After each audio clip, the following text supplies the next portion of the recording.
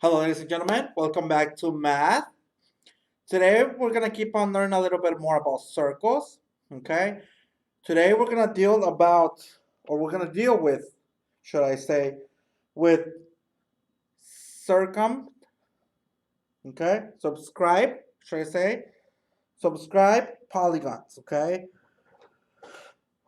What it means is we usually have a shape. Okay. In this shape, or inside of the shape, let's draw a square, for example. If we have this square, okay, an inscribed angle, okay, or polygon, means that there is a circle inside the shape. This circle has to stretch all around, meaning all the edges of the polygon have to be touched by the circle.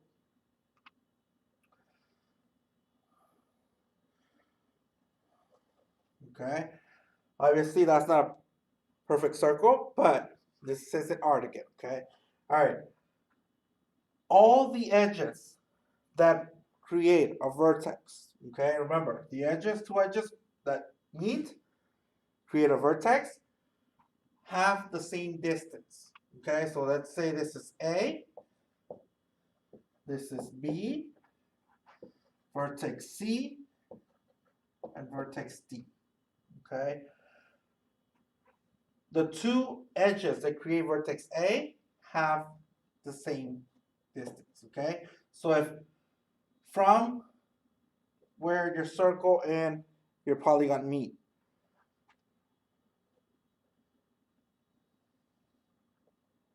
if this is 5, then where your circle meets again to the same vertex, the answer is 5.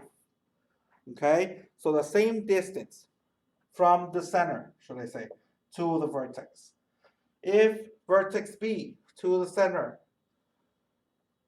is 9, then that means from the center of your circle or your inscribed polygon to the edge, it is 9. Okay, let's say that it gives us that D, at least the edge,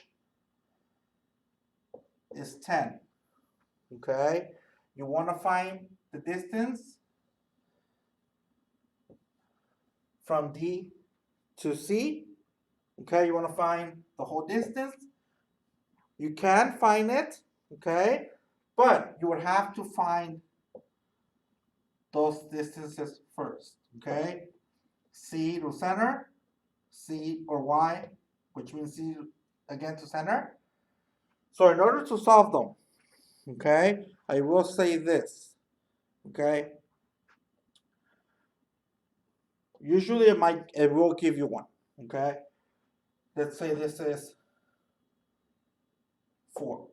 Okay, we know if this is from C to the center is 4 units, then that means from the center or from the origin to the center on the other side, it is 4 units.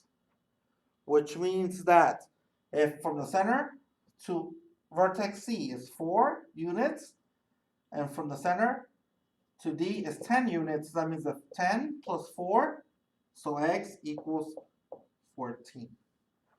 Okay? Obviously, I will say this. When it's a perfect square, okay, all the sides are the same. Obviously, I use all kinds of different numbers in here for the purpose of showing you different examples on this square. Okay, but when it comes to a square, the circle is always perfectly fitted in there, which means that let's pretend it's 5. From the center to A is 5, A to center is 5. That means that from center to B is 5, from B to center is also 5, C to center is 5, C to center is 5. That means that D to center is 5 as well. Okay, so all the sides are the same when it comes to a perfect square. But for the purpose again of me showing you how to find the whole distance, okay, you have to find the insides first. If you need to find an inside, make sure you look at the opposite side Okay, sometimes it might not give you that 4 in there. It might tell you a whole distance in here. It might say the whole distance is 13. Okay, we can find C to center by subtracting 9 from 13 to give us the 4. Okay, that's all for today. Today, all we're doing is finding sides, okay, on the shapes that I'm going to give you. Obviously, I'm going to ask you to give me either a side or just a segment, okay? All right, guys, make sure you write it down. We'll step it over here instead so you guys can see the 14 also in there. All right, make sure it's on your notes. All right, now that you have it on your notes, hopefully if you needed more time, you pause the video. I'm going to give you your examples for today.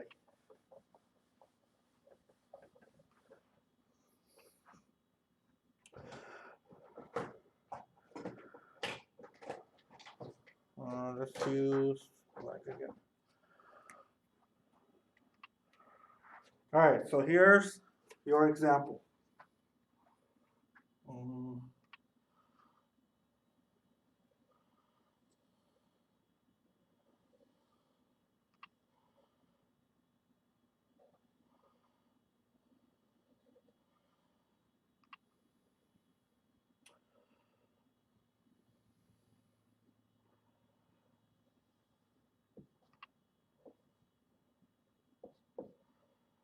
We have vertex A, vertex B, vertex C, okay? And it says that we have 2, we have 4, and we have 6, okay? Again, you have to solve for x. Remember, you have to find both sides.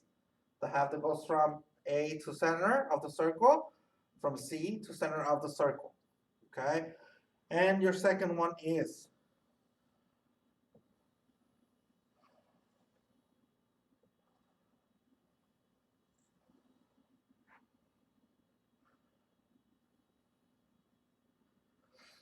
all right.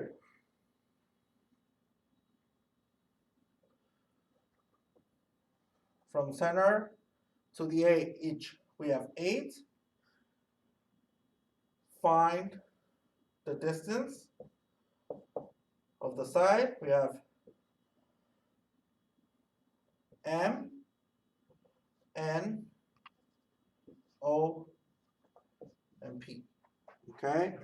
Again, we're solving for a side.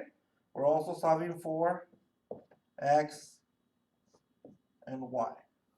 Okay? Or should I have another X in there? Let's go with Z. Okay? So here we're solving for 3. We're solving for X, Y, and Z. Here we're just solving for X. Okay? All right, guys. So there's your assignment for today. Make sure you submit an answer as soon as you're done watching the video, and I'll be waiting for your email.